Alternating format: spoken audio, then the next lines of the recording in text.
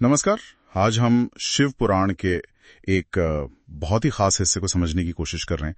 विद्येश्वर संहिता का दूसरा अध्याय।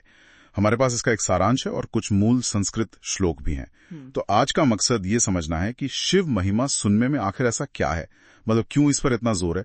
नैमिषारण्य में सूत जी और ऋषियों के बीच जो बात हुई उसमें अहम क्यों था। तो ये जो सारांश है हमारे पास, ये कहता है कि शिव महात्म्य सुनना बहुत जरूरी है, लेकिन सवाल है क्यों। इससे पाप नष्ट होते हैं ऐसा कहा गया है, भक्ति मिलती है और यहां तक कि मोक्ष का रास्ता भी खुलता है। और सबसे दिलचस्प बात जो मुझे लगी कि अगर कोई अनजाने में भी सुन ले तो भी आध्यात्मिक उन्नति हो सकती है। क्या वाकई? हाँ, ये बात सुनने में थोड़ी चौंकाती जरूर है ना। मतलब यज्ञ, व्रत, तीर्थ यात्रा, इन सब से भी ज्यादा फल सिर्फ सुनने भर से। ये तो बहुत आसान लगता है उन मुश्किल साधनाओं के सामने। हाँ, आसान लगता है, पर इसका एक गहरा आध्यात्मिक आधार है।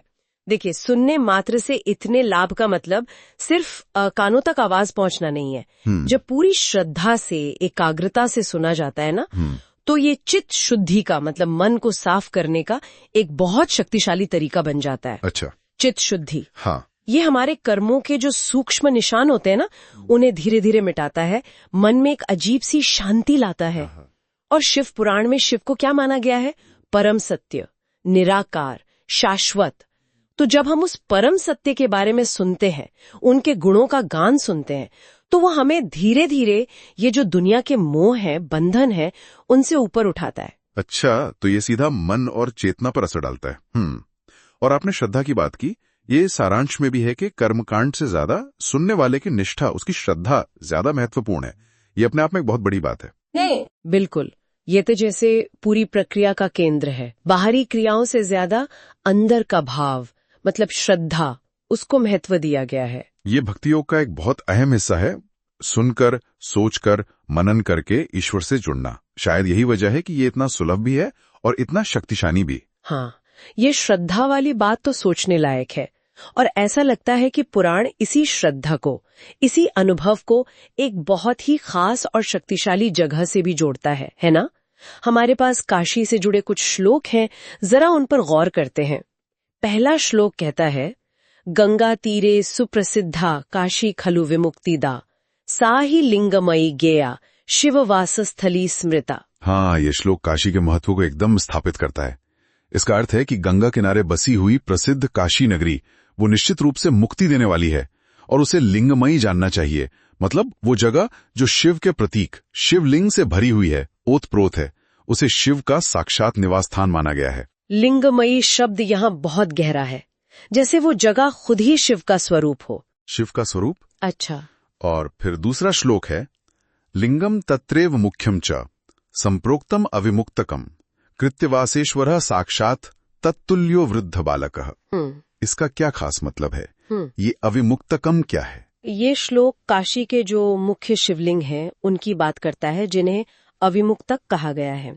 अविमुक्त का मतलब है जैसे कभी त्यागा न गया हो, यानी या तो शिव उस जगह को कभी नहीं छोड़ते, या फिर वो जगह जीवों को मुक्ति से कभी अलग नहीं करती, हमेशा मुक्ति देती है। ये एक तरह का आश्वासन है मुक्ति का।